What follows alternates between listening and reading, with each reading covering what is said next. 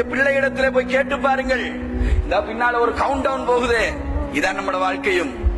அல்லாஹ் எப்படி இந்த சாஃப்ட்வேர் ஆரம்பிச்சு விட்டுட்டு இப்ப கவுண்ட் டவுன் போயிட்டு இருக்குதோ இக்காமத்துக்கு, அது போன்றுதான் நம்முடைய வாழ்க்கையும் அல்லாஹு தஆலா ஆரம்பிச்சுட்டா நம்ம பிறந்த உடனே நமக்கும் ஒரு நேரத்தை போட்டு கவுண்ட் டவுன் போய்கிட்டு தான் இருக்குது.